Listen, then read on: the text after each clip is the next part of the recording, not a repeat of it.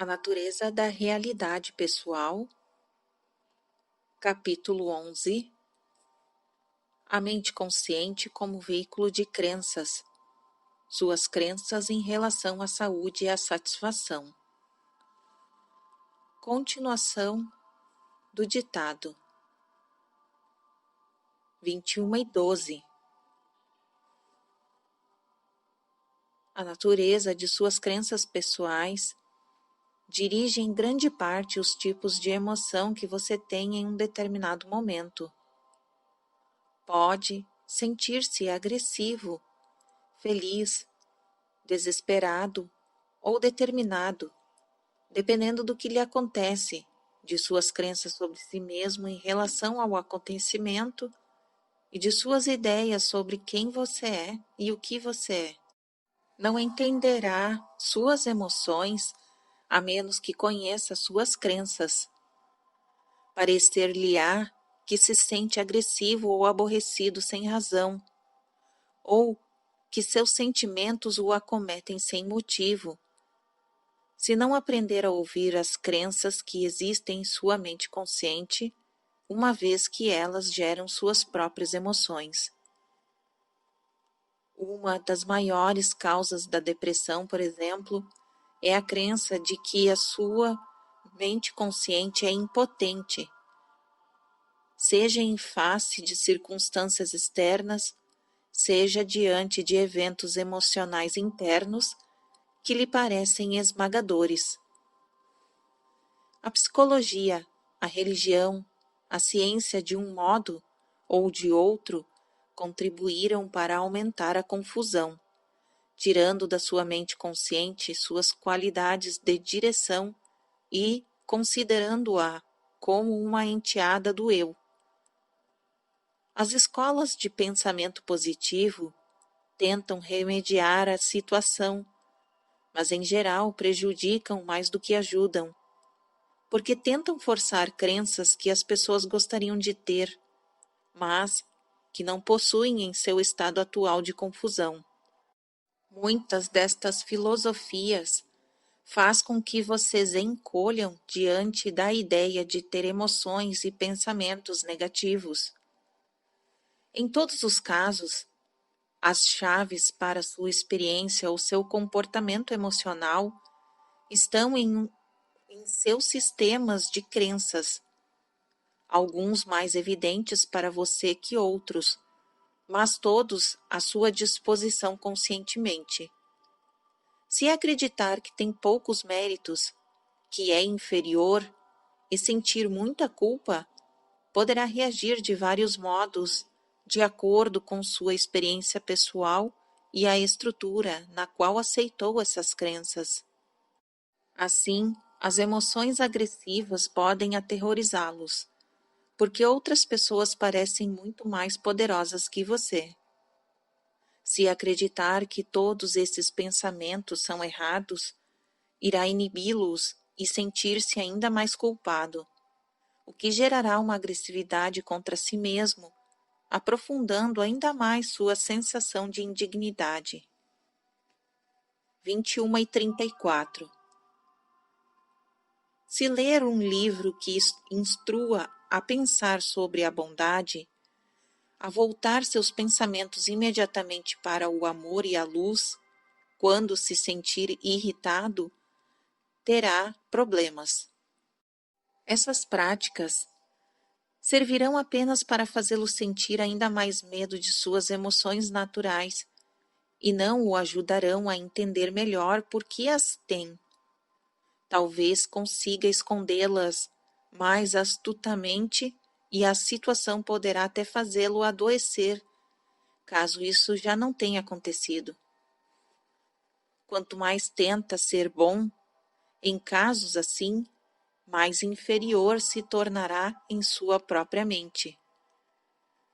O que pensa de si mesmo, de seu dia a dia, de seu corpo, de seus relacionamentos com as outras pessoas?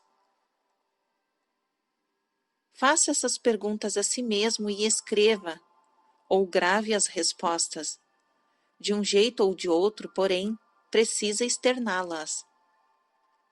Quando perceber o surgimento das emoções desagradáveis, pare por um momento e faça um esforço para identificar-lhe a fonte. As respostas estão muito mais disponíveis do que você pensa.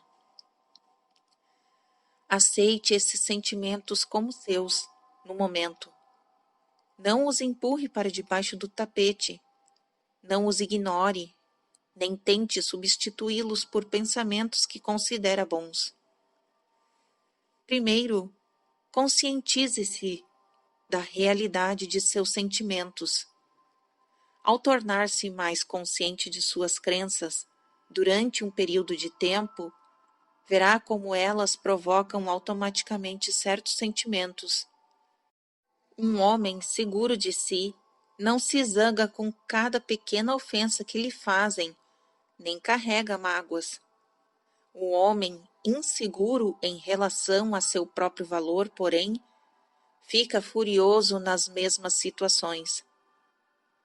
O livre fluxo de suas emoções sempre o levará de volta às suas crenças conscientes se você não o impedir. Seus sentimentos mudam o equilíbrio químico de seu corpo e alteram a produção hormonal. Mas o perigo surge apenas quando você se recusa a enfrentar os conteúdos de sua mente consciente. Até mesmo a intenção de conhecer a si mesmo, de enfrentar a realidade de sua experiência, pode ser muito benéfica, gerando emoções que logo irão produzir energia e estímulos. Ninguém pode fazer isso por você. Você pode acreditar que saúde mental significa estar sempre animado, ser resoluto e bondoso, e nunca chorar nem se mostrar decepcionado.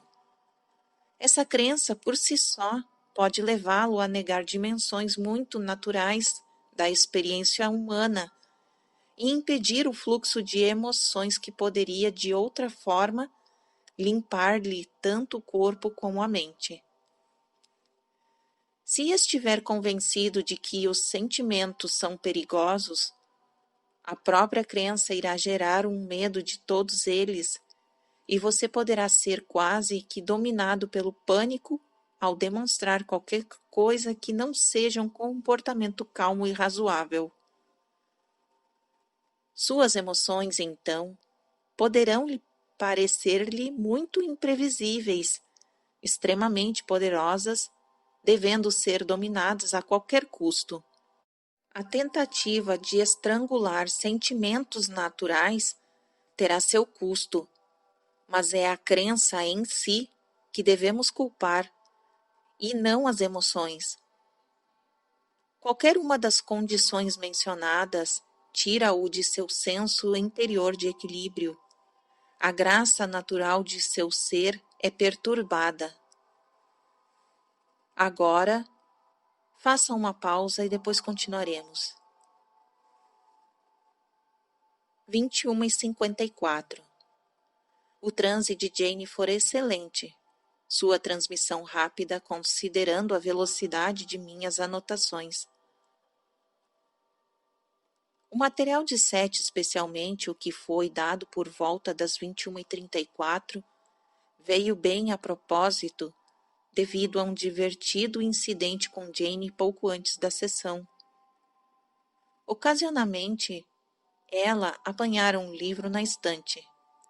Por coincidência, parece, era um tratado sobre autoajuda, escrita por um médico proeminente. Folheando-o, Jane ficou tão irritada com as sugestões pobres do livro que o atirou longe. Durante o intervalo, perguntei se ela achava que havia selecionado aquele livro para saber intuitivamente que Seth iria falar sobre o assunto naquela noite. Ou teria Seth usado o incidente para demonstrar suas ideias de uma forma nova? Jane não sabia. Acrescentando que não olhara para o livro nos últimos 4 ou 5 anos. Eu também não. Lembrava-me, entretanto, como nós dois acreditáramos nele tão implicitamente quando o compráramos. Reiniciamos o trabalho com a mesma velocidade às 22h05. Ditado: a mente consciente tem por fim alinhar todas as suas capacidades de acordo com as crenças que ela tem sobre a natureza da realidade. Esses recursos são consideráveis, pois incluem os mais profundos aspectos de sua criatividade, além de poderes que estão muito abaixo da consciência e que você percebe apenas levemente. Você não pode ser feliz apenas desejando sê-lo. Enquanto acreditar que não tem direito à felicidade ou que é indigno dela, não pode dizer a si mesmo que deve liberar seus pensamentos agressivos enquanto pensar que é errado liberá-los. Precisa, portanto, harmonizar todas as suas crenças em todos os momentos. Se lhe disseram que o espírito é bom, na verdade, perfeito, e que você precisa, portanto, ser perfeito em todos os aspectos, embora ao mesmo tempo acredite na imperfeição do corpo, estará sempre em conflito consigo mesmo. Se lhe parecer que a alma é degradada por causa de sua aliança com a carne, então não será capaz de desfrutar seu próprio senso de graça, ou não considerará isto possível. Suas crenças ditarão sua própria interpretação de vários tipos de emoções. Muita gente, por exemplo, está convencida de que a ira é sempre negativa. Em certas situações, ela pode ser mais que estimulante e terapêutica das emoções. Você poderá então perceber que durante anos se acovardou diante de crenças contraditórias e poderá ficar com raiva dessas crenças e literalmente iniciar uma nova vida de liberdade. A agressividade natural é basicamente um tipo natural de comunicação, especialmente entre as classes sociais. É de um modo de fazer com que a outra pessoa saiba que, ao seu ver, ela transgrediu.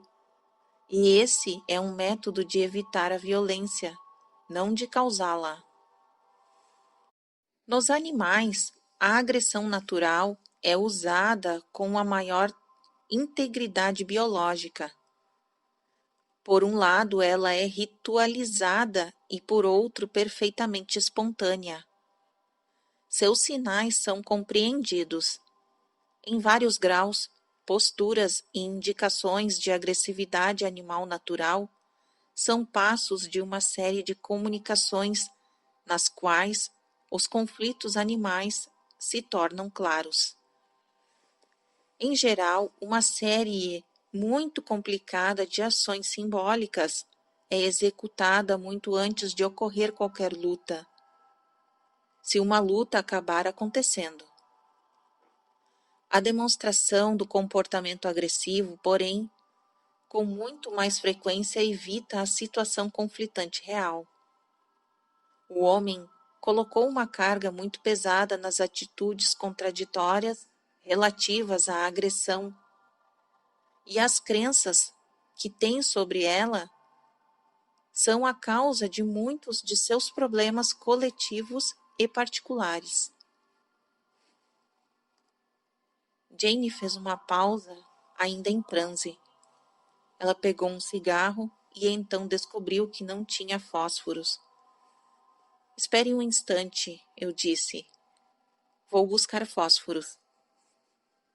Fiquei feliz de poder andar um pouco, pois o ritmo fora rápido. Nós dois agradecemos. Trataremos até certo ponto desses dilemas neste livro. Na sua sociedade e, em certo grau, em outras, a comunicação natural através da agressão falhou. Vocês confundem violência com agressão e não entendem a atividade criativa da agressão, nem seu propósito como método de comunicação para evitar a violência. Vocês, na verdade, fazem grandes esforços deliberadamente para extinguir os elementos comunicativos da agressão, ignorando seus muitos valores positivos. Até seu poder natural é censurado, explodindo finalmente em violência. A violência é uma distorção da agressão. O nascimento é uma ação agressiva, a expulsão de um eu como grande ímpeto de dentro de um corpo para um novo ambiente. Qualquer ideia criativa é agressiva. A violência não é agressiva. É uma entrega passiva à emoção, não compreendida nem avaliada, apenas temida e ao mesmo tempo perseguida. A violência é basicamente uma entrega opressiva e em toda a violência há um alto grau de emoção suicida, antítese de criatividade.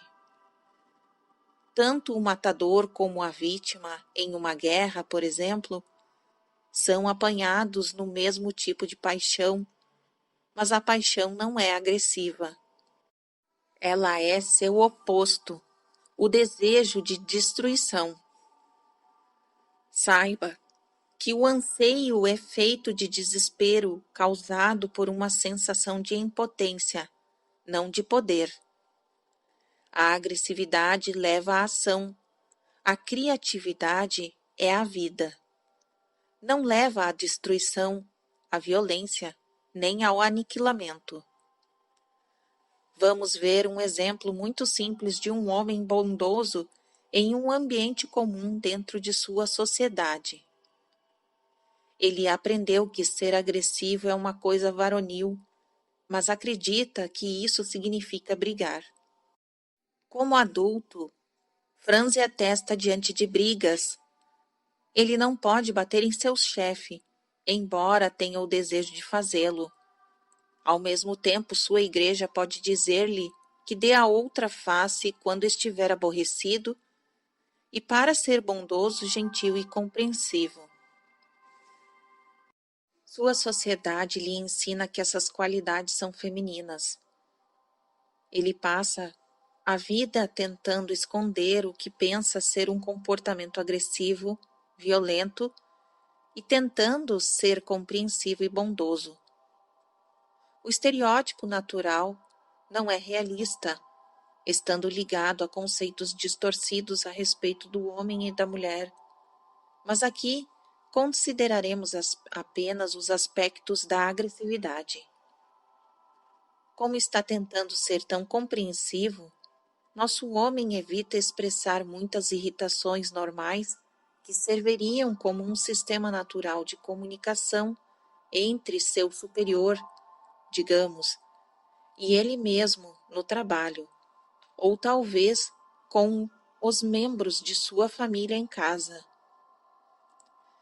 Simultaneamente, todas estas reações inibidas buscam liberação, pois a manifestação de seus sentimentos agressivos estabelece um equilíbrio natural dentro do próprio corpo, servindo também como sistema de comunicação com as outras pessoas. Quando o seu sistema chegar a um ponto de saturação, nosso amigo talvez reaja com um comportamento violento. Poderá de repente encontrar-se no meio de uma briga, iniciando-a, e o menor incidente servirá de gatilho. Há a possibilidade de ele ferir-se seriamente ou ferir outra pessoa.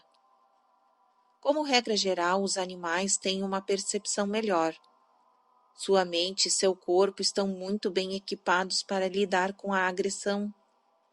A violência ocorre apenas quando a expressão natural da agressão entra em curto-circuito. A sensação de poder experimentada durante esses episódios é resultado da energia reprimida que de repente é liberada, mas a pessoa está sempre à mercê desta energia, submersa nela e sendo passivamente levada por ela. O medo de suas próprias emoções pode causar muito mais dano do que a sua expressão, porque a apreensão cria uma carga que intensifica a energia que existe por trás delas. Agora pode fazer uma pausa. 22h52. Jane estivera bem fora. Acho que vamos receber mais sobre animais e agressão. Seth ainda está aqui. Acabei de receber a próxima sentença. Ele acrescentou. Mas parte de mim já está na sessão, enquanto o resto ainda está aqui no intervalo. Reiniciamos da mesma forma às 23h05. Continuando o ditado. Como vocês têm mentes conscientes, podem expressar a agressão de inúmeras formas, mas a herança dos animais ainda é conservada à sua própria maneira. Uma cara feia é um método natural de comunicação que diz: você me aborreceu, ou estou aborrecido. Se você disser a si mesmo que deve sorrir quando se sente vontade de mostrar que está zangado, estará adulterando sua expressão natural e negando a outra pessoa uma comunicação legítima que diz como você se sente. Quando alguém lhe sorri sempre, o sorriso pode ser um tipo de máscara. Você não saberá se está se comunicando ou não com a pessoa. O som da sua voz também segue seus próprios padrões e às vezes é e deve ser colorido pela agressão natural. Há muitos sinais biológicos mostrados pelo corpo, todos tendo por finalidade a comunicação em uma base criativa, como avisos de diferentes graus. Cada um é automático à sua própria maneira, mas ainda assim ritualístico, uma dança de músculos em movimento com seus próprios significados e entendida biologicamente. Esses sinais são todos construtivos. Tem por fim extrair reações de outras pessoas e chegar a novos pontos de compreensão, a um equilíbrio de direitos. Quando seus pensamentos conscientes interferem com esses processos, você está em dificuldade. O padrão de comportamento animal é mais limitado que o de vocês, de uma forma mais livre, se expressa mais automaticamente, contudo mais estreita, pois os eventos da vida em um animal não são tão amplos quanto os da vida de vocês. Vocês não podem apreciar sua espiritualidade a não ser que apreciem sua condição de criaturas. Não é a questão de elevar-se acima de sua natureza, mas de evoluir a partir da total compreensão dela. Existe uma diferença.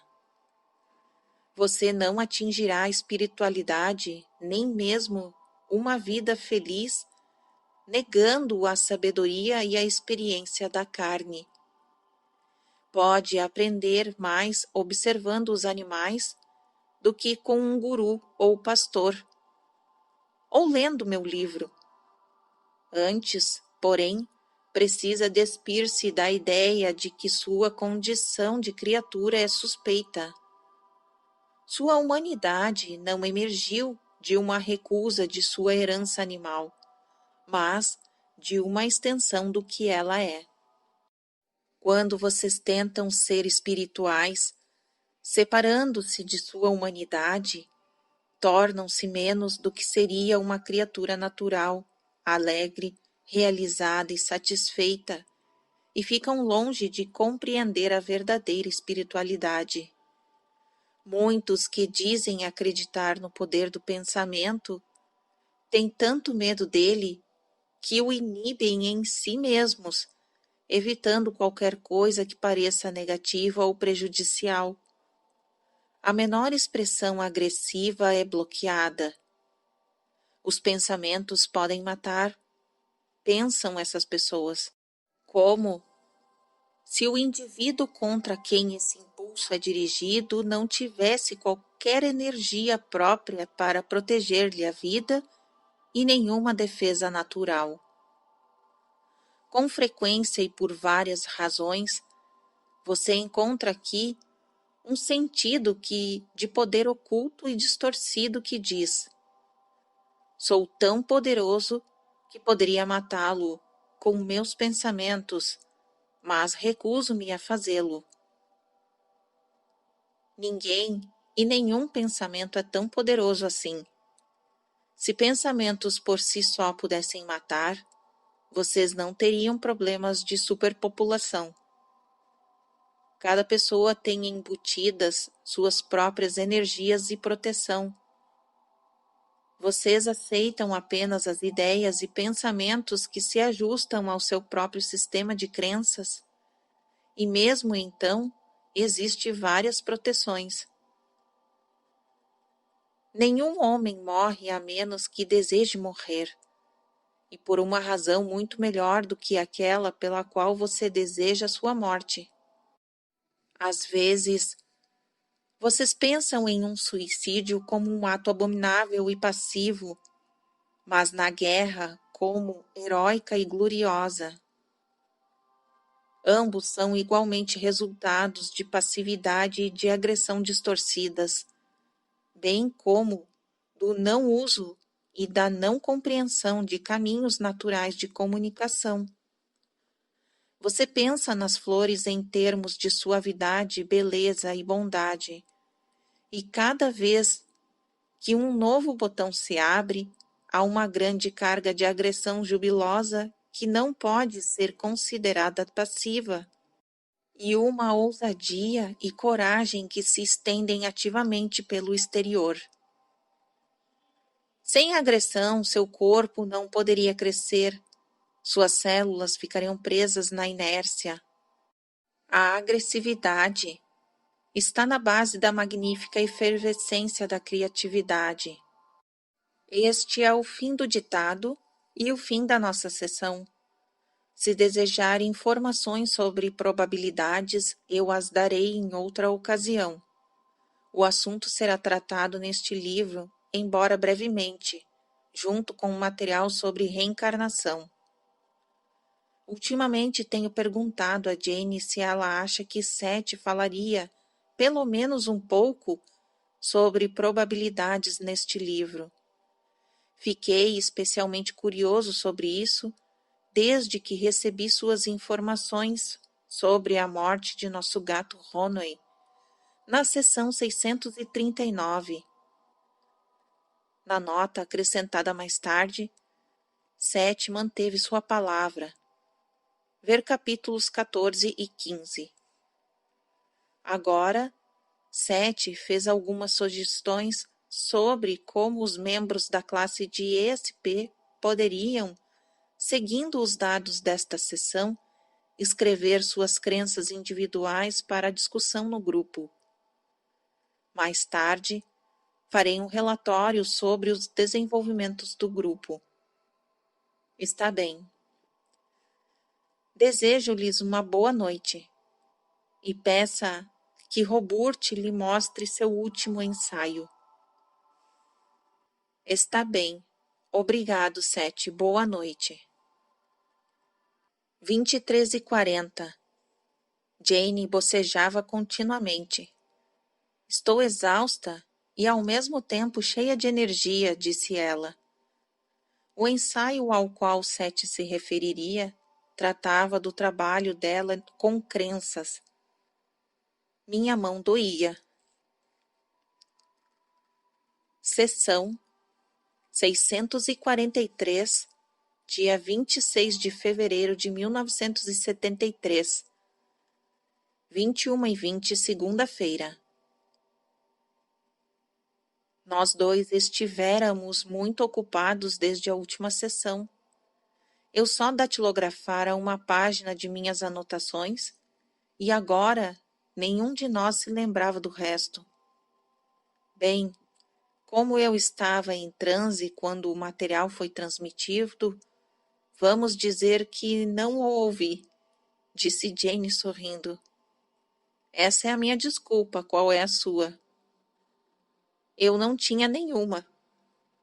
Li algumas páginas das anotações para ela enquanto esperávamos pelo início desta sessão. Boa noite. Boa noite, Sete. Ditado. Hoje, Robert recebeu um telefonema de uma jovem que chamarei de Andréia. Ela é uma loira encantadora. Gostaria de usar este caso como excelente exemplo da forma que as crenças pessoais afetam os sentimentos e o comportamento do indivíduo. Andréia tem um pouco mais de 30 anos. É divorciada e tem 3 filhos. Ela telefonou para contar a Robert que perdera o emprego esta manhã. Pior ainda, porém, era o fato de estar passando uma semana cheia de situações muito negativas e de desafios emocionais. Um rapaz com quem saía começou a evitá-la. Um vendedor colocara em uma situação aparentemente muito humilhante, gritando com ela na frente de uma porção de gente. Tudo ultimamente parecia seguir o mesmo padrão. Ela acabou ficando doente e emocionalmente esgotada. Faltou ao trabalho e essa situação culminou em sua demissão. Andréia disse a Robert que se sentia uma pessoa inferior, incapaz de enfrentar as situações, uma pessoa que não era capaz de lidar com seus companheiros de trabalho e com o mundo em geral. Naturalmente, ela adquirira este tipo de crenças durante aquele período de tempo, e elas eram expressas inconscientemente através de seu corpo, por gestos, expressões, tons de voz. Todo o eu físico esperava rejeições. Tudo o que acontecesse naqueles dias, fosse o que fosse, seria interpretado à luz deste cenário mental. Todos os dados que entrassem no organismo seriam peneirados, pesados e avaliados, em busca de material que pudesse dar ênfase física àquelas crenças. As informações ou eventos na direção oposta seriam grande parte ignorados ou distorcidos de tal modo que se ajustariam ao que a mente afirmava ser realidade. As crenças conscientes focalizam sua atenção, canalizam-na e dirigem sua energia de modo que você possa rapidamente trazer as ideias para sua experiência física. Elas também agem como vendas, descartando dados que não podem ser assimilados enquanto for preservada a integridade das crenças. Portanto, nossa Andréia não via ou ignorava os sorrisos que lhe eram dirigidos, não percebia os incentivos e, em alguns casos, até considerava alguns eventos benéficos como negativos, usando-os então para reforçar ainda mais a crença em sua inferioridade. Ao telefone, Robert lembrou a Andréia o fato de que possuía uma singularidade básica e muito também de que ela estava criando sua realidade por meio de crenças. Robert reforçou outras ideias que a jovem havia momentaneamente esquecido. O fato, entre outros, de seu verdadeiro valor e de como Roburt acreditava nesse valor. E como Andréia sabia disso, esta crença muito positiva conseguiu afastar as outras. Durante o dia, Andréia conseguia olhar para ambas as crenças e vê-las como ideias opostas que tinham sobre si mesma.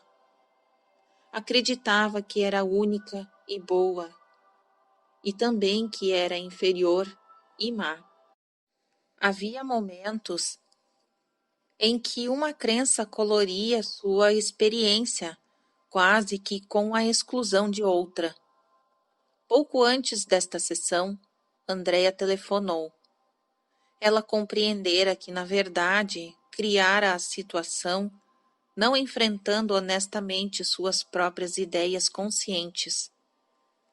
Ela desejara trocar seu emprego por outro, mas tivera medo de dar este passo, de modo que criou uma situação em que parecia que a decisão lhe fora tirada das mãos.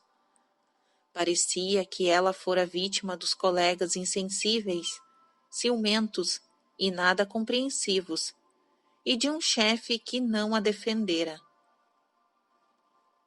21h42. Agora compreendia que não era uma vítima, mas uma criadora daquela situação. Durante este tempo, seus sentimentos espelharam fielmente suas crenças conscientes. Ela estivera perdida em autopiedade e autocondenação, o que lhe enfraquecera o corpo. Conversando com ela pela segunda vez, Roburt deu-lhe excelentes conselhos, explicando como esses sentimentos podem ser usados positivamente. À sua própria maneira, cada leitor pode facilmente utilizar o mesmo método. Roburt aconselhou Andréia a aceitar esses sentimentos como sentimentos, não os inibindo, mas seguindo seu fluxo com a compreensão de que são sentimentos sobre a realidade e, portanto, reais. Eles expressam reações emocionais às crenças. Na próxima vez que Andréia se sentir inadequada, por exemplo, deve vivenciar esse sentimento ativamente, percebendo que, embora tenha um sentimento de inferioridade, isso não significa que seja inferior. Ela deve dizer: sinto-me inferior, e ao mesmo tempo compreender que o sentimento não é uma declaração de fato, mas provém da emoção. Um tipo diferente de validez está envolvido. Vivenciar suas emoções como emoções não é o mesmo que aceitá-las como declarações de fato sobre sua existência. Andréia deve, portanto, perguntar: por que me sinto tão inferior? Se você negar a validez da própria emoção e fingir que não existe, nunca será levado a questionar as crenças por trás dela. 21h56. Estou simplesmente lhe dando um momento para descansar a mão. Você não está descansando. Estou sim. E disse brincando, largando a caneta depois de terminar estas anotações. Como 7, Jane olhou para cima calmamente. A este ponto, Andréia acredita que sua vida deve ser difícil. Muitas vezes ela ouviu dizer que uma mulher sem um homem fica em uma situação muito difícil, especialmente se tem filhos. Ela acredita que um novo companheiro será quase impossível de encontrar. Foi-lhe dito que as crianças precisam de um pai, e ela sente ao mesmo tempo que nenhum homem quer se envolver com uma mulher que tem filhos. Na casa dos 30, parece-lhe que a juventude está fugindo rapidamente e de acordo com essas crenças, não pode ver uma mulher muito mais velha como sendo desejável. Assim, suas crenças colocam-na em um estado de crise. Mudando-as, nenhuma crise existirá. O corpo deixaria de reagir a tal estresse e quase imediatamente a situação exterior seria alterada. Ao mesmo tempo, todas as crenças são comunicadas a outros, não apenas por meio de mecanismos corporais bem inconscientes, mas também telepaticamente. Vocês sempre tentam correlacionar suas ideias com a experiência exterior. Todas as habilidades do eu interior são levadas a materializar as imagens de suas crenças, independentemente daquilo que elas deveriam ser. Geram emoções apropriadas, produzindo os estados corporais que existem em sua mente consciente. Agora, pode fazer uma pausa. Obrigado. 22:03. Jane estivera bem fora sem perceber alguma coisa, disse ela, mas Seth retornou imediatamente quando eu formulei algumas dúvidas sobre o assunto deste material no livro. Essa foi uma forma de ajudar a jovem em questão e também outras pessoas. Mostre-lhe esta seção. Não haverá nenhum problema. Muitas jovens estão passando pela mesma situação e este material pode ajudá-las a resolver alguns dilemas dos quais talvez não tenham tido consciência anteriormente. Elas não conhecem o Mahabharata, mas podem aprender através deste livro. Agora pode fazer um intervalo. Está bem. 22:06. Jane riu quando eu disse que havia esperado que Seth respondesse ao meu comentário daquela forma. Reiniciamos em um ritmo mais lento às 22:33. Eu usei Andrea porque tantas das crenças ocidentais típicas se juntaram na realidade dela. A ideia de envelhecer é um desastre de que as mulheres são relativamente impotentes, sem um homem ao seu lado, de que a vida é praticamente falando muito difícil, embora devesse ser muito simples. Todas estas ideias obtêm sua força na crença básica de que o eu consciente é incapaz de formar e regular sua própria experiência. Por sorte, Andrea está trabalhando em seu próprio sistema de crenças. Hoje, porém, enquanto diz a si mesma que a idade não importa, ainda acredita que seus atrativos como mulher diminuem com a passagem dos dias. Assim, sente-se e age de modo menos atraente por causa dessa crença. Ela tem a sorte de poder comparar sua experiência física com suas crenças e é bastante astuta para perceber alguns grandes progressos. Mas vamos examinar algumas destas crenças e aplicá-las a outros, de modo geral.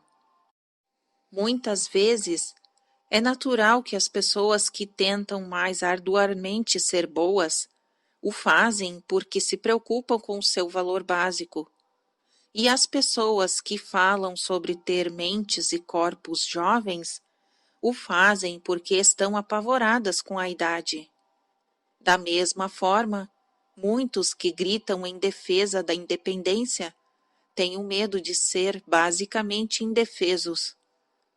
Na maioria dos casos, essas crenças opostas são mantidas muito conscientemente, mas separadas umas das outras, portanto não se harmonizam.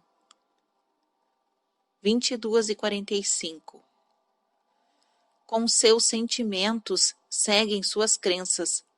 Vários deles parecerão insensatos às vezes, se você não lhes permitir uma ligação livre com as ideias opostas que você talvez também tenha.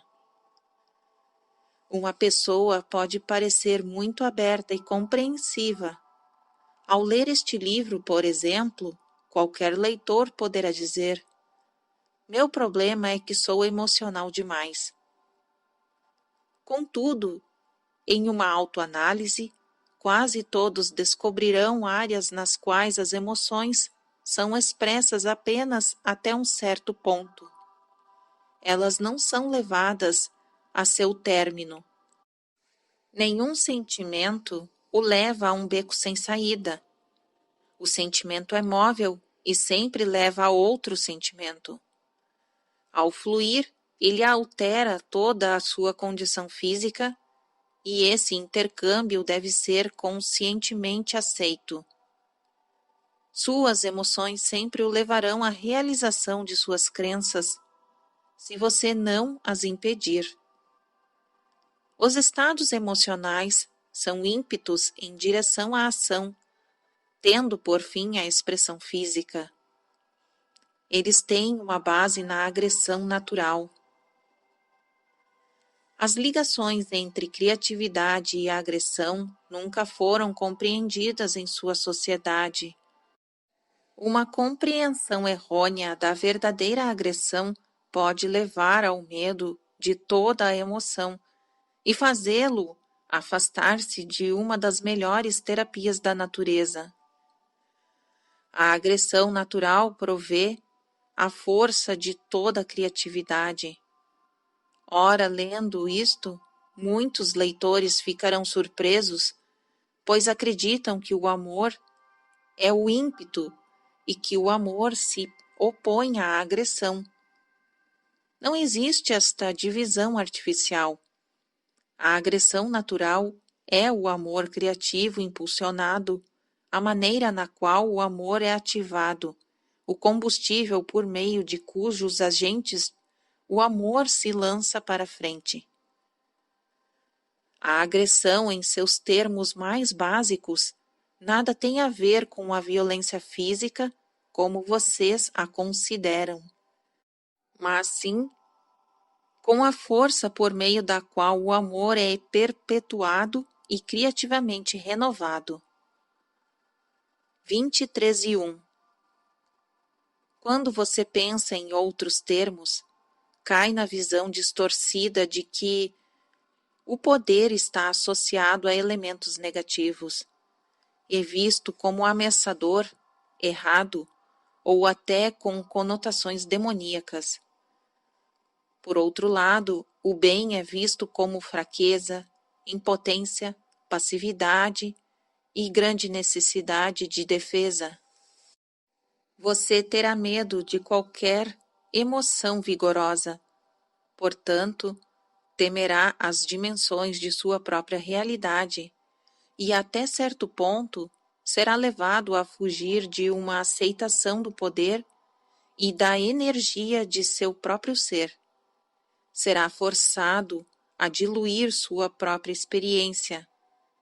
Tais crenças têm uma característica fortemente depressiva e que pode levá-lo a abafar sentimentos poderosos, considerando-os imediatamente negativos. Você automaticamente começará a inibir qualquer estímulo que possa causar emoções fortes, e assim negará a si próprio um feedback necessário. A pessoa fica à mercê de suas emoções apenas quando as teme. Elas são o movimento de seu ser. Andam de mãos dadas com o seu intelecto, mas quando você não tem consciência do conteúdo de sua mente consciente, não é justo com as suas emoções, enfrenta dificuldades. Pode fazer um intervalo. 23:11 Jane saiu rapidamente do transe. De alguma forma, Não me senti bem nele, disse, mas eu comentei que seu material fora tão convincente como em qualquer outro dia. Como às vezes acontece, o barulho no prédio durante a sua transmissão perturbou-a, assim como a mim. No intervalo, ainda estávamos irritados. Permanecemos sentados até às 23h26, quando Jane decidiu que não valia a pena reiniciar a sessão. Disse ela, detesto fazer isso, mas para o inferno com tudo esta noite. Sessão 644, dia 28 de fevereiro de 1973, às 21h05, quarta-feira. Tivemos a sessão no estúdio de Jane para variar. Durante os últimos dias, ela sentiu que estava recebendo material adiantado de Seth para o seu livro. Fez algumas anotações e uma das expressões que achamos evocativa é crenças-ponte. Pouco antes da sessão, Jane me disse perceber que Seth estava por perto, como sempre. Mas depois acrescentou, sinto uma fonte de energia bem acima da minha cabeça. Não um cone, nada assim definido. Apenas que está aí, fora do meu corpo. Sinto uma espécie de deslizamento que não é comum, como se tivesse tomado uns 3 copos de vinho. Acho que sei sobre o que é que Seth vai falar. Minhas mãos também estão leves, muito lisas, como se estivesse dentro de água sedosa. Não é que eu me encontre fora do corpo, mas... Então Jane tirou os óculos e fechou os olhos, ao sentar-se em sua cadeira de balanço. Então, boa noite. Boa noite, Seth. Ditado. Robert recebeu algumas informações minhas usando outro método. Algum material adiantado foi dado a ele para seu próprio uso antes da hora, por assim dizer. Pareceu-lhe que a informação apenas surgiu, mas que ainda não estava preparada em palavras. Apenas recebeu ideias que depois interpretou e verbalizou, escrevendo-as ele mesmo. Esse material é pertinente e faz parte deste título. Vou dá-lo à minha maneira agora. Muitas vezes disse que a relação corpo-mente é um sistema. Os pensamentos são tão necessários para todo o sistema quanto as células do corpo. Robert corretamente interpretou uma analogia que lhe dei, na qual comparo os pensamentos às células individuais e os sistemas de crenças aos órgãos físicos, que são compostos de células. Os órgãos, obviamente, são fixos no corpo, embora as células neles contidas morram e renasçam. Sistemas de crença são tão necessários e naturais quanto os órgãos físicos. Na verdade, seu propósito é ajudá-los a dirigir o funcionamento de seu ser biológico. Vocês não pensam conscientemente no ir e vir das células dentro de seus órgãos. Seus próprios pensamentos vêm e vão pelos sistemas de crenças com a mesma naturalidade e em seu movimento ideal, eles se equilibram mantendo a própria saúde e dirigindo seu corpo de modo a permitir a ocorrência de suas terapias inatas. Seus sistemas de crenças naturalmente atrairão certos tipos de pensamentos com os seus vestígios de experiência emocional. Uma constante barragem de pensamentos odiosos, vingativos, deveria fazê-lo procurar as crenças das quais eles receberam sua força. Não é possível fazer isso, porém, ignorando a validade dos pensamentos como sua experiência, muito intensamente, tentando empurrá-los para debaixo do tapete de um otimismo superficial. Esses pensamentos infelizes, habituais, provocarão o mesmo tipo de experiência física, mas é seu próprio sistema de crenças que você precisa examinar. 21 e 22. Com os olhos fechados, Jane ficou sentada em silêncio por mais de 1 minuto. Os eventos subjetivos e objetivos negativos que você enfrenta têm o objetivo de fazê-lo examinar os conteúdos de sua mente consciente. À sua própria maneira, os pensamentos de ódio ou vingança são dispositivos terapêuticos naturais, pois, se segui-los aceitando-os como sentimentos válidos, eles irão automaticamente guiá-los para além deles mesmos, transformando-se em outros sentimentos, carregando o ódio para o que poderá parecer a areia movediça do medo, que está sempre por trás do ódio. Aceitando os sentimentos, você unifica seu estado emocional, mental e corporal. Quando tenta lutar contra eles ou negá-los, divorcia-se da realidade de seu ser. Lidar com pensamentos e sentimentos, como acabo de indicar, pelo menos fará com que você se ancore na integridade de sua experiência presente e permita que seu movimento inato e sua criatividade natural se voltem para uma solução terapêutica. Quando refuta essas emoções ou tem medo delas, impede o fluxo de sentimentos de um momento para o outro. Cria represas. Qualquer emoção transforma-se em outra se você vivenciá-la honestamente. Caso contrário, o movimento natural de todo o seu sistema é obstruído. O medo é enfrentado e sentido com suas sensações corporais e com os pensamentos que o acompanham, automaticamente produz sua própria solução. O sistema consciente de crenças que se encontra por trás do impedimento será iluminado, e você perceberá que sente de uma certa forma, porque acredita em uma ideia que causa e justifica tal reação. 21 e 34. Se costuma negar a expressão de qualquer emoção a este ponto, torna-se alienado não apenas de seu corpo, mas de suas ideias conscientes. Você enterrará certos pensamentos e vestirá uma couraça biológica para evitar sentir fisicamente esses efeitos sobre seu corpo.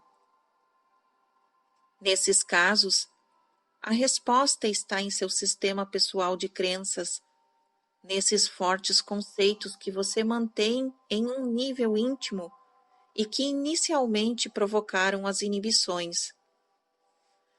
Se perceber que está andando em círculos, em um frenesi espiritual, tentando reprimir cada ideia negativa que lhe vem à cabeça, pergunte a si mesmo: por que acredita tanto no grande poder destrutivo do menor de seus pensamentos negativos?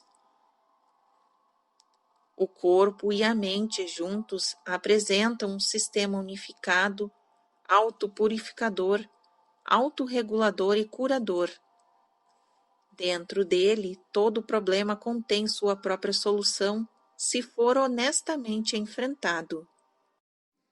Cada sintoma mental ou físico é uma pista para a solução do conflito que existe por trás dele e contém em si as sementes de sua própria cura.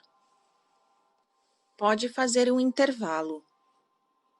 21h44. Jane disse que durante a transmissão ela sabia, sem estar consciente do que Seth estava dizendo, que ele falava sobre o material que ela recebera por sua própria conta no início da semana. Reiniciamos às 22h01. É verdade que pensamentos amorosos, otimistas e de autoaceitação costumeiros são melhores para vocês do que ao contrário. Mas repito, suas crenças a respeito de si mesmos atrairão automaticamente pensamentos consistentes com suas ideias. Existe uma agressividade natural no amor, como existe no ódio. O ódio é uma distorção desta força natural, o resultado de suas crenças.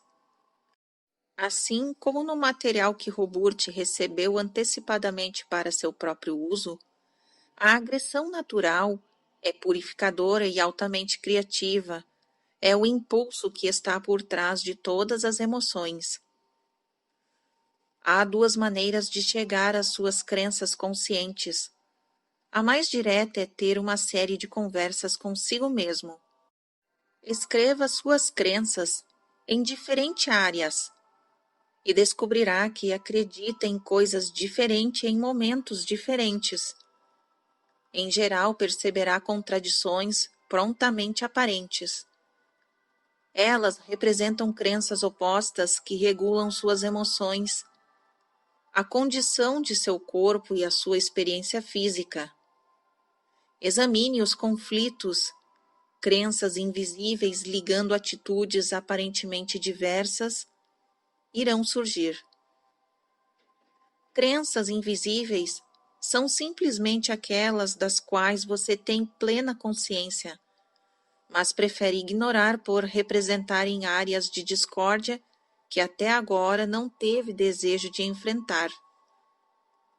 Elas encontram-se à sua disposição, caso estiver determinado a examinar todo o conteúdo de sua mente consciente.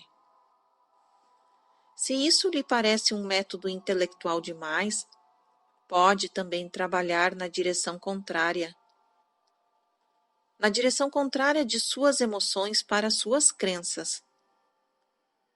Em qualquer caso, seja qual for o método que escolher, um levará ao outro.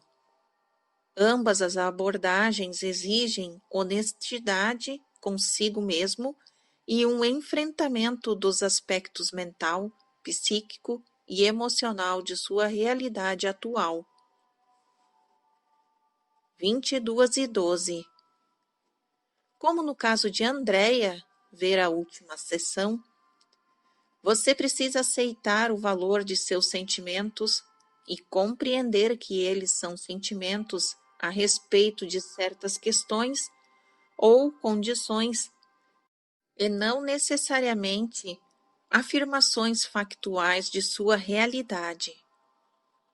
Sinto que não sou uma boa mãe. Ou sinto que sou um fracasso. Essas são afirmações emocionais e devem ser aceitas como tal. Você precisa entender, porém, que embora os sentimentos tenham sua própria integridade, como emoções talvez não sejam declarações de fato. Você pode ser uma excelente mãe, embora ache que é inadequada. Pode ter facilidade em alcançar suas metas, embora se considere um fracasso. Reconhecendo essas diferenças e seguindo honestamente os sentimentos, em outras palavras, caminhando com as emoções, você será guiado às crenças que estão por trás delas.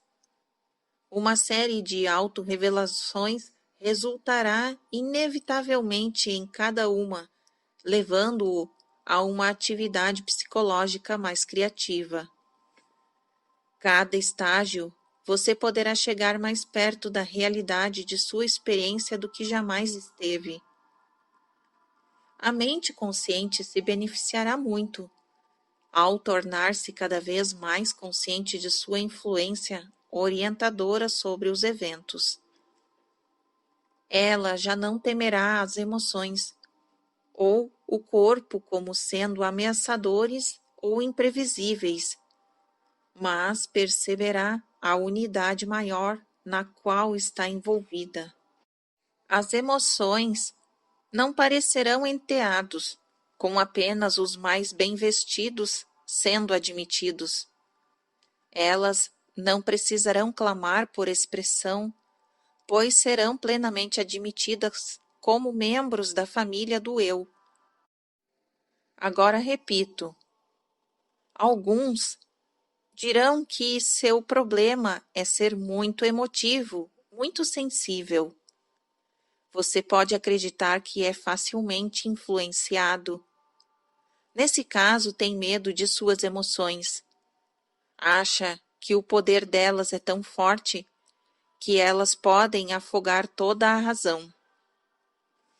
22 e 27. Não importa quão aberto você pareça ser, irá aceitar certas emoções que considera seguras e ignorar outras, ou detê-las em determinados pontos, porque tem medo de caminhar ainda mais com elas. Este comportamento seguirá suas crenças naturalmente. Se você tem mais de 40 anos, por exemplo, poderá dizer a si mesmo que a idade não significa nada, que aprecia a companhia de pessoas muito mais jovens, que seus pensamentos são jovens. Você aceitará apenas as emoções que pareçam estar de acordo com suas ideias de juventude. Preocupa-se com os problemas dos jovens. Entretém pensamentos que considera otimistas e saudáveis. Acha talvez que é muito emotivo. Por trás de tudo isso, porém, está muito consciente, como na verdade deveria estar, de sua realidade como criatura, mas ignora totalmente quaisquer mudanças em sua aparência, desde o tempo em que tinha, digamos, 30 anos, e ao fazer isso perde a visão de seu valor como criatura no espaço e no tempo. Inibe quaisquer pensamentos sobre a morte e sobre morrer, ou sobre envelhecimento, e assim barra a entrada de sentimentos muito naturais que têm o propósito de levá-lo para além de seus anos de juventude. Você está negando a existência corpórea do corpo e seu foco no tempo das estações e roubando a si mesmo os movimentos biológicos, psíquicos e mentais naturais que devem levá-lo para além deles mesmos. Pode fazer uma pausa. 22h37 a 22h54. Neste contexto particular, um dos problemas é a conotação dada aos termos mais velho ou velho. Em sua cultura, vocês acham que ser jovem é ser flexível, alerta e consciente. Ser velho ou mais velho é uma desgraça falando de um modo geral. É ser rígido, estar fora de moda e ultrapassado. Se você tenta desesperadamente permanecer jovem, em geral é para esconder suas próprias crenças a respeito da idade e negar todas as emoções ligadas a ela. Sempre que você se recusa a aceitar a realidade de sua condição de criatura, também rejeita aspectos de seu espírito. O corpo existe no mundo do espaço e do tempo.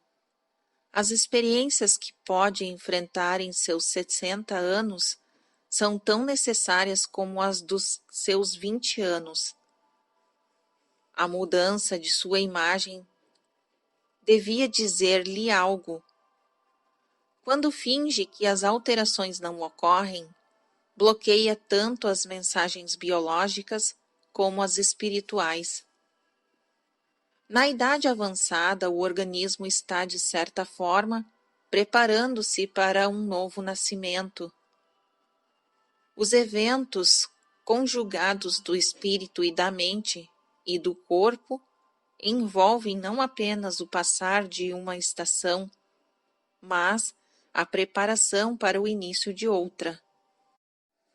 A situação inclui todos os apoios necessários para você seguir em frente, não apenas com aceitação, mas com um grande impulso agressivo rumo a uma nova experiência. Quando refuta sua realidade no tempo, portanto, você fica bloqueado no tempo e obcecado com ele. A aceitação de sua integridade no tempo permite que o corpo funcione até o seu fim natural em boas condições, livre de conceitos distorcidos e invisíveis sobre a idade.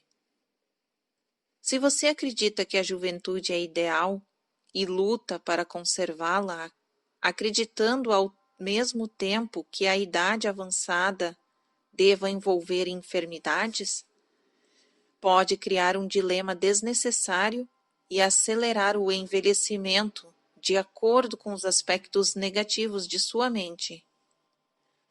Cada pessoa precisa examinar suas crenças individuais ou começar a examinar os sentimentos que inevitavelmente levarão a elas. Nesta área, como em todas as outras, aqueles que se expressam verbalmente muito bem podem começar a escrever. Escrevam suas crenças como elas lhe vêm à mente ou façam listas de suas suposições intelectuais e emocionais. Poderão descobrir que elas são muito diferentes. Se você tem um sintoma físico, não lhe vire as costas. Sinta sua realidade em seu corpo. Deixe que as emoções fluam livremente. Permitindo-lhe que fluam, elas o levarão às crenças que causam a dificuldade. Elas o conduzirão por muitos aspectos de sua própria realidade que você precisa enfrentar e explorar. Esses métodos liberam a agressividade natural que está contida.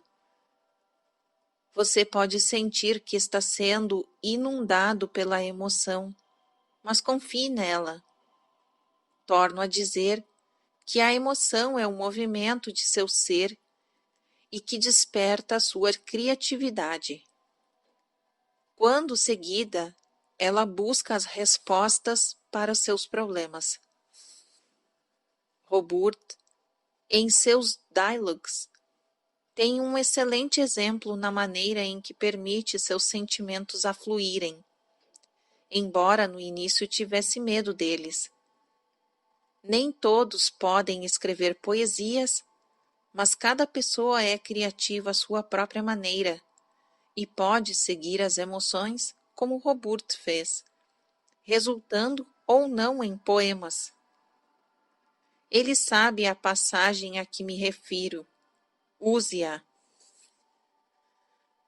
Você precisa entender que sua mente consciente é competente, que suas ideias são pertinentes e que suas crenças afetam e formam seu corpo e sua experiência. Pode fazer uma pausa. 23:17. Jane ficou muito surpresa ao saber que estivera em transe cerca de meia hora. Ela achava que apenas alguns minutos haviam se passado. Aqui está parte da passagem do seu livro, mencionada por Seth, escrita por Jane 5 dias atrás. No trecho, o eu mortal diz à alma: mas agora meu corpo treme e respira profundamente. Antigas raivas ribombam desde meus pés. Um buraco negro pesado passa por meu ventre até a minha garganta e esvazia sua carga sobre minha língua, que fica pesada com coisas que não foram ditas nem choradas, há muito esquecidas por minha mente, mas revestidas de meu sangue. Estátuas de cinzas, de vogais e sílabas não pronunciadas, imagens que eu devia ter escoiciado de meus lábios vão todas caindo. As características fundem-se. A pesada massa de gelo cresce viva ao nascimento e corre tempestuosa rumo ao universo. Formas e cores, pretos e púrpuras se misturam no grande panorama movimentado dos arranha-céus e se perdem e se redimem nele. E sinto você agora, mesmo em minha ira, esplêndido e terrível, emergindo de minha carne como a retidão dos ventos tempestuosos e das nuvens que sopram, devastando a paisagem, e ainda enchendo-as de frescor, fazendo voar escombros com toda a força e liberando novos tubérculos que estão ocultos e aparecem servidos por minha ira, que os levanta, e você e eu, juntos, sobre a terra gélida da repressão, movimentando-nos em livres turbilhões que explodem como raios de verão acelerados sobre o campo, jubilosamente furiosos. Fim do poema de Jane. Não se trabalhou mais no livro depois do intervalo. Seth voltou para transmitir uma página de material para Jane e a sessão terminou às 23h34. Sessão 645, dia 5 de março de 1973, 21h40, segunda-feira. Depois do jantar, Jane começou a dar sinais de estar entrando em um estado alterado de consciência. Começou a falar sobre a pele de seda e a sensação voluptuosa da blusa em suas costas. Ela sentira isso antes da última sessão, embora em grau menor. Ver notas. Agora, sua audição, já muito aguçada, começou a ampliar os sons. O barulho do celofane quando ela abriu o maço de cigarros, a qualidade de minha voz quando falei com nosso gato Willy, o barulho do jornal quando o peguei. Mas as palavras são tão pobres para descrever os efeitos, disse ela, mais de uma vez. São tão banais. A situação dela me lembrou vários estados transcendentes que ela alcançara no ano passado. Por isso lhe sugeri que fluísse com ela. Jane disse que preferia ter a sessão. Ela entrou na sala para ler e achou que a revista que pegou estava mais pesada do que devia. Pouco a pouco, sua percepção da beleza das coisas triviais ampliou-se consideravelmente. Ela planejara virar a cadeira para a janela, de modo a poder enxergar as luzes das ruas, mas, em vez disso, começou a admirar a estante de livros para a qual a cadeira já estava voltada. Sua voz, então, adquirira uma qualidade mais rica, difícil de definir, alegre, mas reprimida. Durante um tempo, ela ficou lá sentada, soltando exclamações sobre as coisas que a cercavam. Willy, nosso gato, pulou para o colo dela. Ele tornara-se particularmente belo.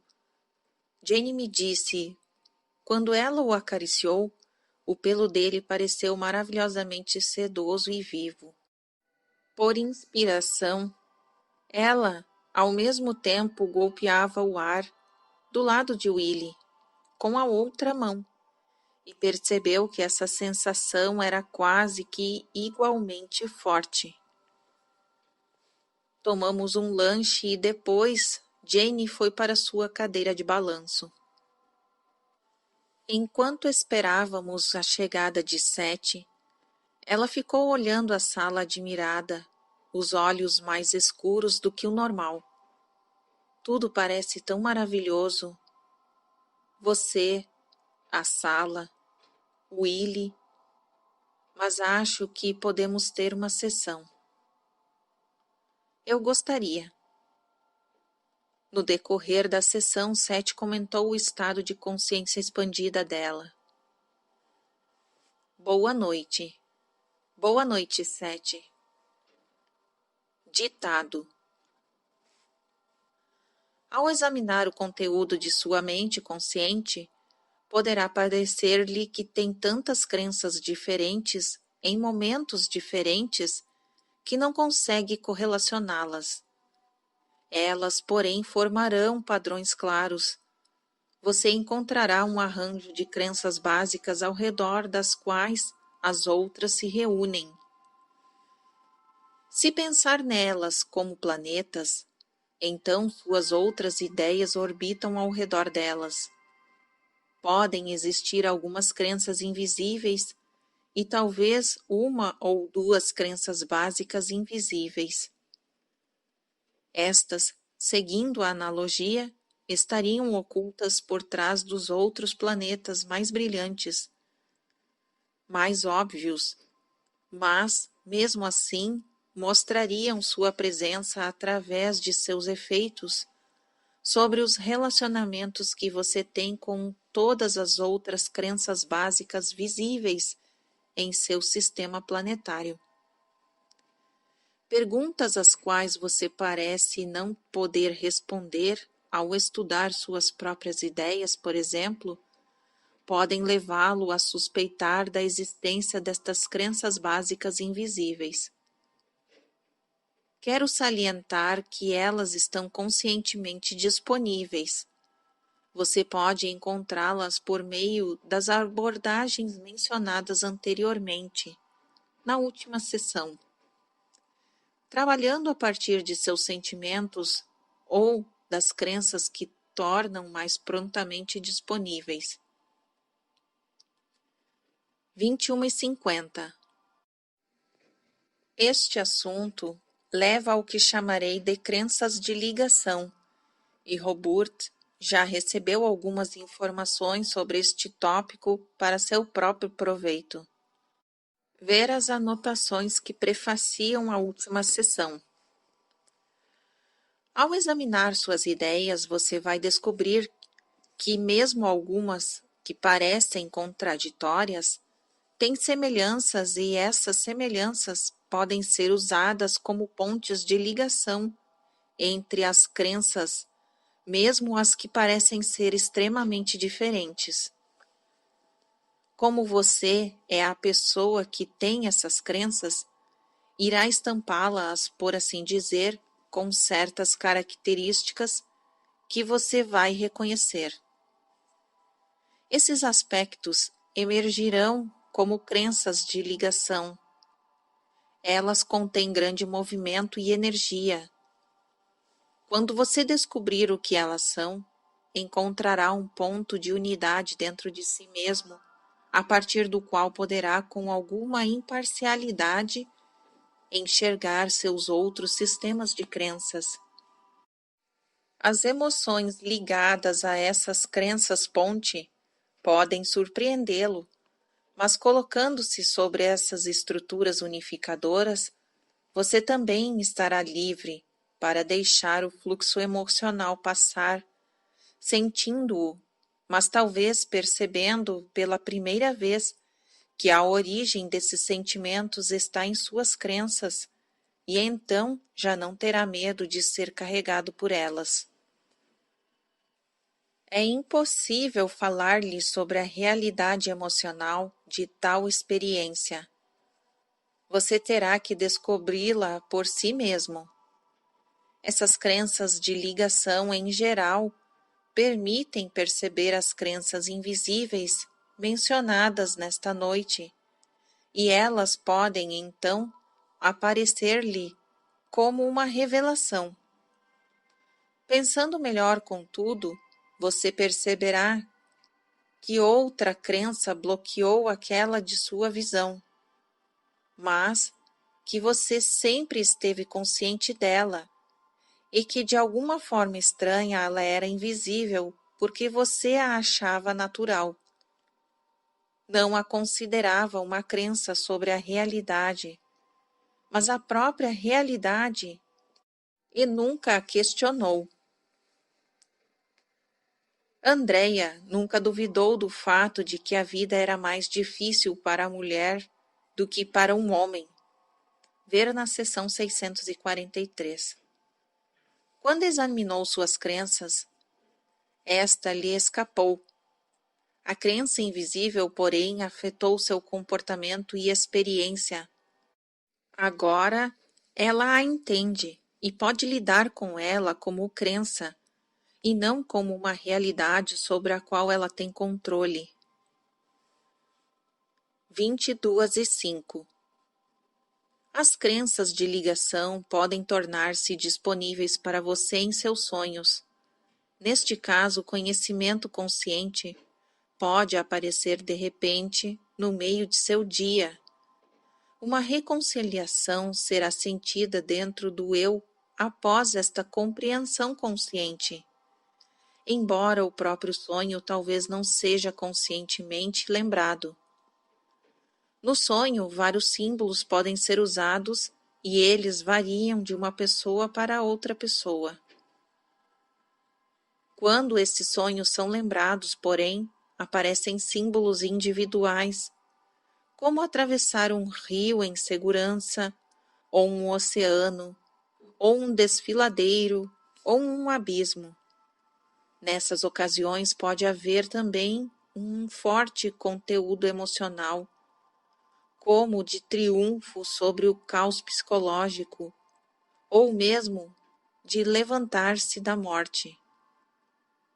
Você pode sugerir a si mesmo o surgimento destas crenças de ligação.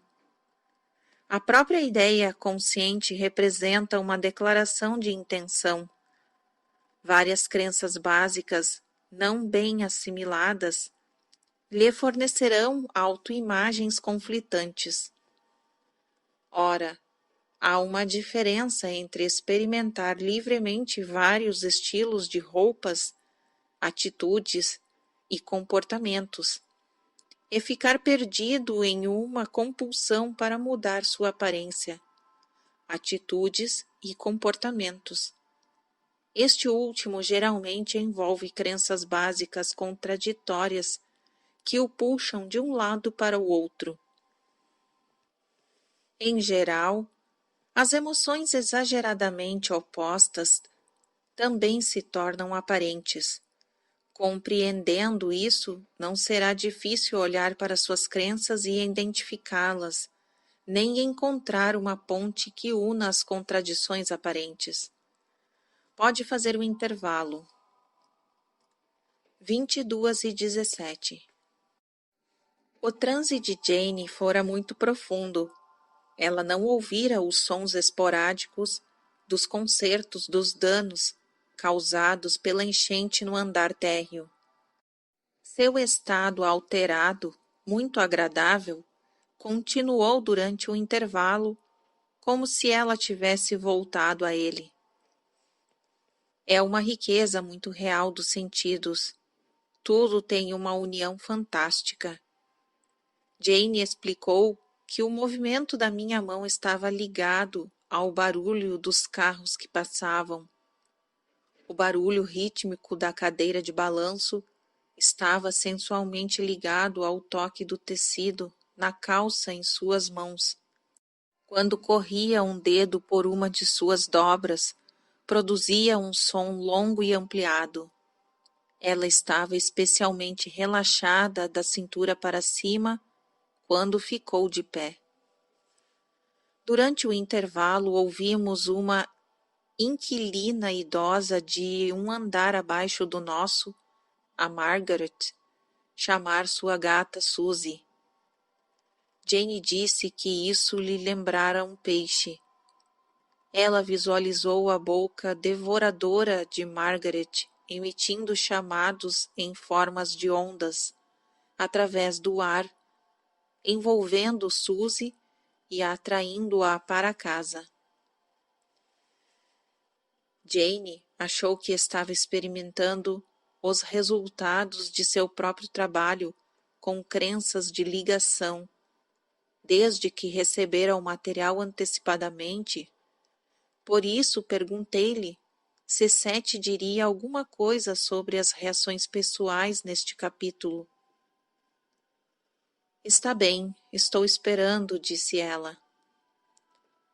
E fechou os olhos. Reiniciamos às 22h43. Ditado. Desde que este livro foi iniciado, Robert esteve trabalhando com suas crenças e usando métodos à sua própria maneira, como deve fazer cada leitor. Quando começamos, ele achou difícil acreditar que tantas respostas estavam disponíveis na sua mente consciente, ficando abismada ao descobrir, com o correr do tempo, que era isso mesmo. Vou usá-lo aqui como exemplo, de certa forma, para mostrar como uma crença de ligação pareceu assimilar o que parecia ser uma ideia diametralmente opostas. Os mesmos procedimentos irão agir, sejam quais forem as crenças existentes. Robert é determinado, persistente, teimoso e tem grande energia. É criativo, intuitivo e dotado de excelente flexibilidade de consciência. Ele construiu sua vida ao redor da crença básica em si mesmo como escritor. Ele via toda a sua experiência através desta crença, correlacionando-a, incentivou os impulsos que favoreciam e deteve os contrários. Ora, devido a este temperamento seu, ele colocou todos os seus ovos em uma cesta só, por assim dizer. Aqueles de vocês que fazem o mesmo irão ver-se de uma forma determinada, seja ela qual for. Irão principalmente organizar suas experiências ao longo de linhas definidas, talvez em seu papel sexual ou seu papel profissional. Poderão ver-se como mãe ou pai, antes de tudo, como professores, editores ou como um líder. Irão, porém, salientar uma determinada tendência, seja ela qual for. Ora, tal concentração é excelente. Caso o conceito original continue a expandir-se com sua experiência e não seja em si extremamente limitador, você poderá ver-se primeiramente como mãe. No início, isso poderá significar apenas tomar conta dos filhos em casa.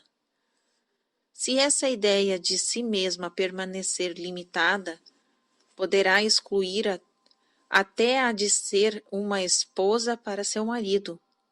Poderá privá-la de muitos interesses complementares e evitar a expansão de sua personalidade em outras áreas.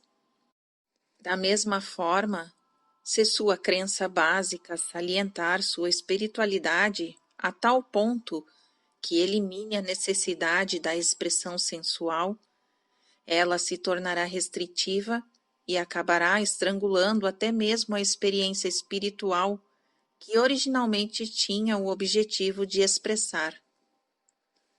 Ao trabalhar suas crenças, Robert descobriu-se em uma posição na qual se viu frente a frente com duas crenças básicas conflitantes. O seu eu, escritor, seguia uma crença na qual escrever certos materiais era permitido e bom. Ele se disciplinara para refutar quaisquer impulsos opostos e construiu sua vida ao longo dessas linhas, desde a juventude. Com o início da experiência psíquica, ele descobriu-se desejando escrever sobre o que lhe acontecia e usar o material de modo criativo. As crenças prévias em si mesmo como escritor, porém, batiam de frente com esses novos impulsos, porque ele considerava apenas a ficção, além da poesia, como trabalho de escritor. Ele fez duas divisões em sua vida, uma, o sensitivo, e a outra, o eu escritor. O eu escritor olhava desconfiado para qualquer material criativo que não saísse dos tipos de inspiração com o qual estava familiarizado. Ele insistia que outros materiais criativos ficassem fora das 5 horas diárias de trabalho de Roburt como escritor. Essas crenças geraram suas próprias emoções. É natural o modo que Roburt começou a ficar zangado quando outras pessoas o consideravam sensitivo. O mesmo tipo de dilema pode surgir na experiência de qualquer leitor quando duas crenças básicas conflitantes se encontram. Roburt também acreditava em seu trabalho psíquico e estava totalmente comprometido com ele. Desenvolveu alguns sintomas físicos e, seguindo suas crenças, está resolvendo-os por conta própria. Ele viu como eles espelham perfeitamente sua imagem interior de si mesmo. 23:12 Eu lhe forneci informações úteis, mas elas só poderiam ser usadas por ele quando as sentisse por si mesmo e examinasse seu próprio sistema de crenças. Quando você entende a natureza da realidade e a parte que desempenha em sua formação, pode então deixar de recorrer aos outros para resolver seus problemas. E percebe que suas crenças são os ricos elementos criativos que você mesmo precisa misturar e combinar. Se acha que certos alimentos lhe são benéficos, eles serão eficazes nesse sistema, por causa de suas crenças. Se acredita em médicos, eles irão ajudá-lo. Se acredita em curadores, eles irão lhe ajudá-lo, mas todas essas ajudas são apenas temporárias, na melhor das hipóteses. Roburt estava em uma posição em que percebeu isso.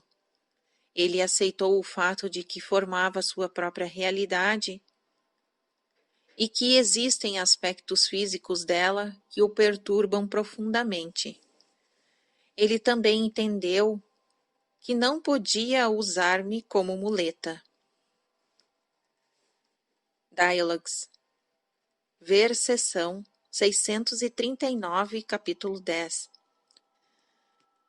Dialogues agora é um livro, já terminado, mas também representou um movimento do eu através de perguntas e respostas, com o qual Roburt reconheceu e enfrentou muitas crenças diversas. Cada leitor poderá utilizar também o mesmo método. Trata-se, ou não, de uma realização artística externando crenças pessoais em forma de diálogo. Isso também acontece sempre nos sonhos, quando você dá liberdade à sua criatividade natural. Em geral, há sonhos nos quais você é duas pessoas separadas, estranhas ou familiares, cada uma fazendo perguntas à outra. No dia em que Roburt recebeu as informações antecipadas, sobre as crenças de ligação, ver na última sessão, o óbvio de repente ficou claro. O eu escritor estava sendo cada vez mais dificultado, incapaz de usar materiais excelentes por causa de suas crenças limitadas. Ele focalizava-se tão defensivamente em seu próprio material que atrapalhava o fluxo de sua própria criatividade. Enquanto que os aspectos inaceitáveis de Roburt alegremente seguiram em frente, criando outros livros, não incluindo nem mesmo os meus. Roburt viu-se barganhando com seu eu escritor antigo e de repente disse: "O que eu estou fazendo?" Sua crença básica a respeito de si mesmo como escritor, ele viu, era realmente muito construtiva. Ele não percebera isso antes. Ao mesmo tempo, tinha conhecimento consciente dela, mas permitira que permanecesse invisível. Percebeu que os aspectos do escritor e do sensitivo queriam ambos escrever, e essa foi a crença de ligação. Usando esta crença de ligação, ele está agora no processo de assimilar a energia recentemente disponível. Compreende que ele é o eu, que tem todas aquelas crenças e já não se identifica tão completamente com a crença básica. Essa associação era o que antes impedia seu movimento e sua expansão natural. A crença original significava que ele considerava sua realidade em termos mentais, geralmente identificando um escritor com ideias, usando seu corpo como veículo, em vez de pensar no corpo como o organismo vivo por meio do qual a criatura tem sua experiência. Assim, esta noite, os sentidos experimentaram sua liberdade, mas a experiência foi intensificada pela sensibilidade psíquica dele. Se você se considera principalmente físico, então poderá, de acordo com suas crenças, obstruir seu aspecto espiritual ou emocional. Neste caso, trabalhar com suas crenças o levará a uma experiência mais profunda ao longo de caminhos mentais e espirituais. Todos, porém, são interconectados e você não pode ignorar um sem prejudicar o outro. Agora pode fazer uma pausa. 23h37. Jane estivera muito fora. Ela disse, mas sabia que Seth falara sobre ela. Durante o intervalo, suas sensações de êxtase, ela não sabia de outra forma ou maneira de chamá-las, continuaram. Passavam por ela como ondas, e ela tinha aguda consciência das sensações da roupa contra a pele. Meu corpo está tão vivo que às vezes eu quase não aguento. O som de um carro passando subiu por suas pernas, através de todo o corpo até a ponta de seus dedos. O som de água correndo em algum lugar do prédio encheu-a de grande emoção. Jane, desejando continuar a sessão, esforçou-se muito para aquietar as suas reações. Acendeu um cigarro, sentou-se na cadeira de balanço e fechou os olhos. Reiniciamos às 23h55. Roburt também viu que acreditava que devia justificar sua existência escrevendo. Isso porque ele não confiava no direito básico de seu ser como ele existia, e existe no espaço e no tempo. Essas velhas crenças ainda não haviam se emparelhado com as novas. A mesma necessidade artificial de justificar a existência é sentida por muitos de meus leitores, e várias crenças básicas podem ser construídas para ocultar a insegurança interior. Você pode justificar sua vida por meio de criatividade biológica e então agarrar os filhos, nunca desejando soltá-los. Pode usar sua carreira.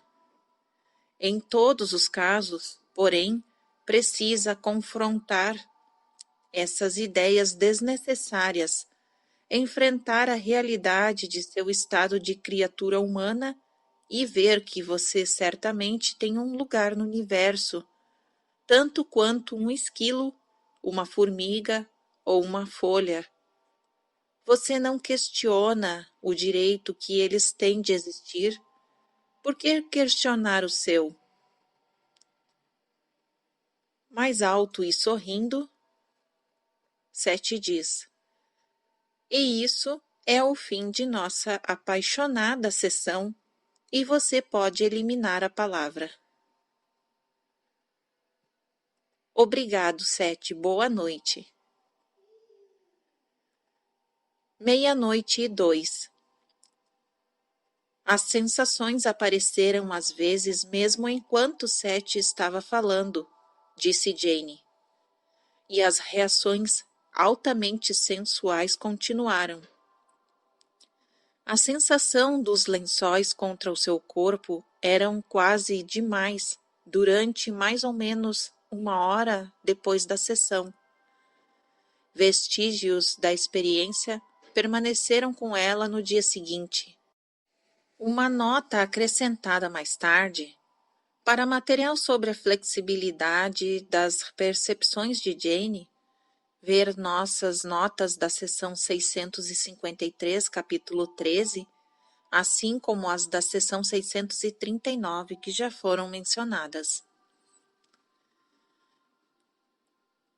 Seção 646, dia 7 de março de 1973, 22h28, quarta-feira.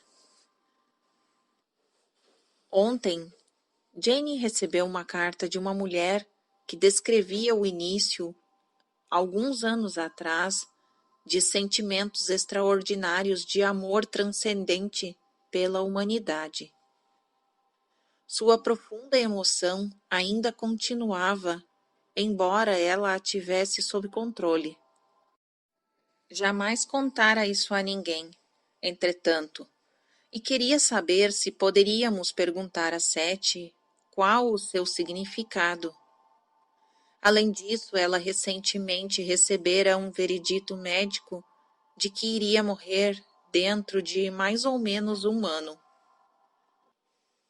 Fora a sua resposta solidária.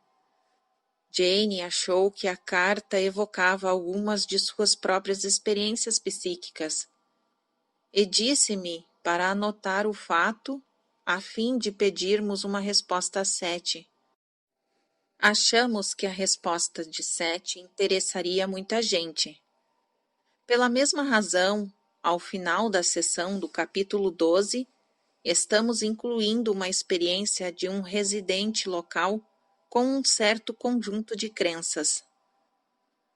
Jane estava cansada depois do jantar, por isso não lhe perguntei se teríamos uma sessão.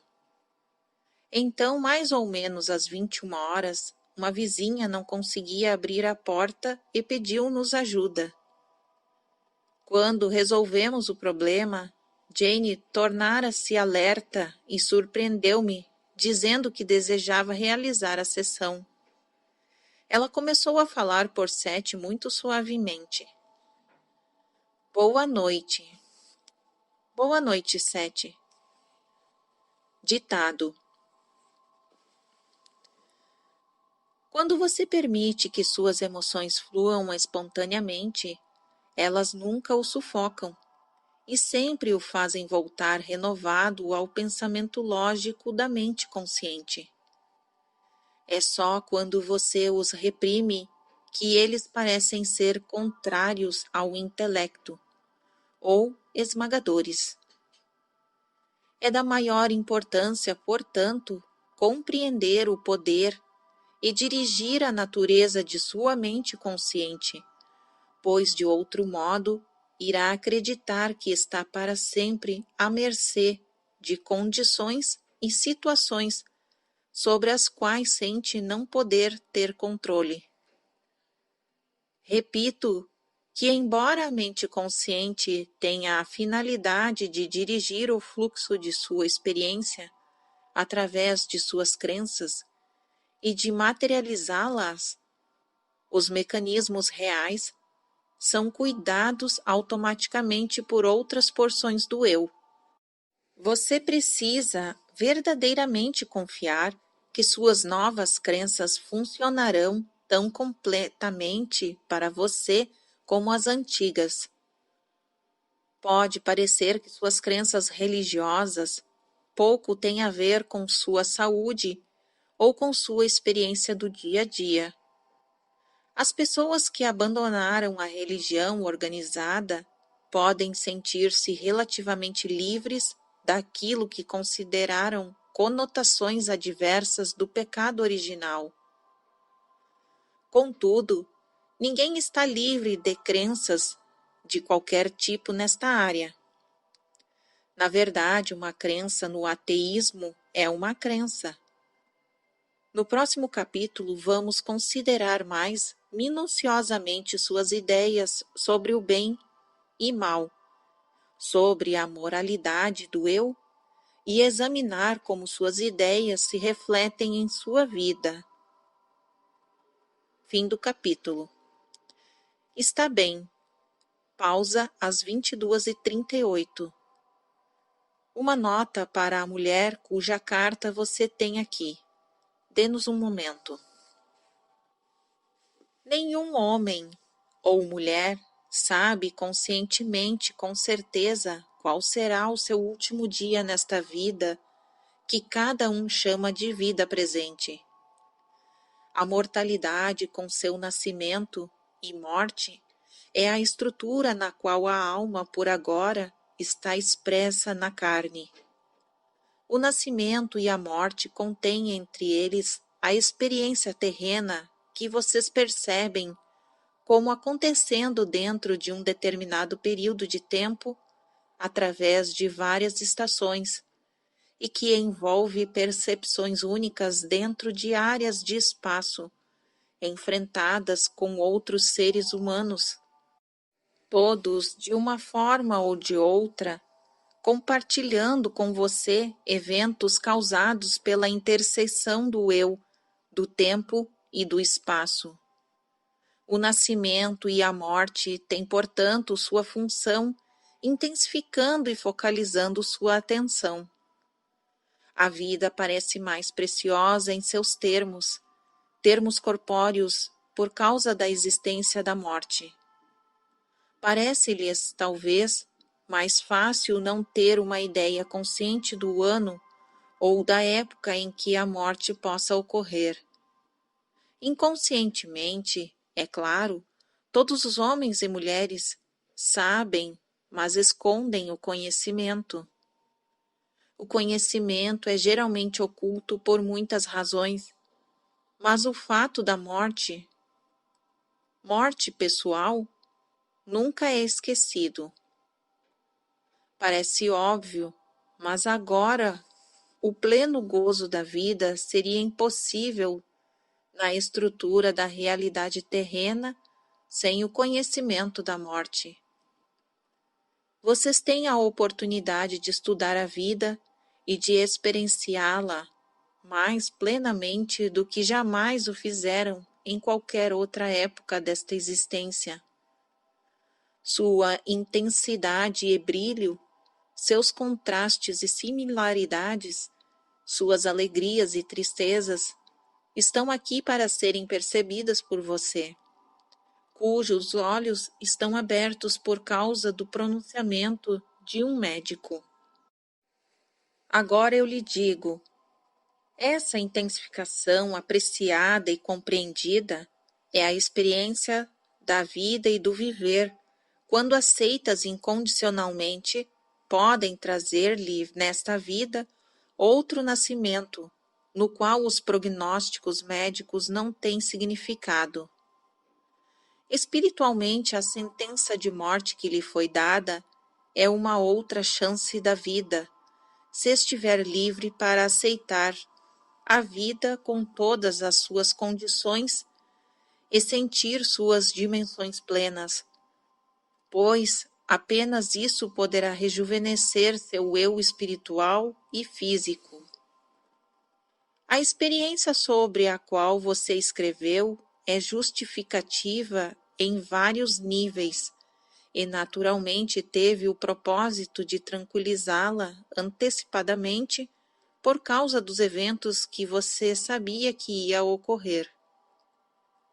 A experiência devia informá-la emocional e espiritualmente do grande significado de cada indivíduo, retratar o brilho encantador que existe dentro de cada ser humano e fazê-la saber que a integridade do eu e da alma existe além das possibilidades de aniquilamento, pois você continuará a existir independentemente do caminho que decidir tomar.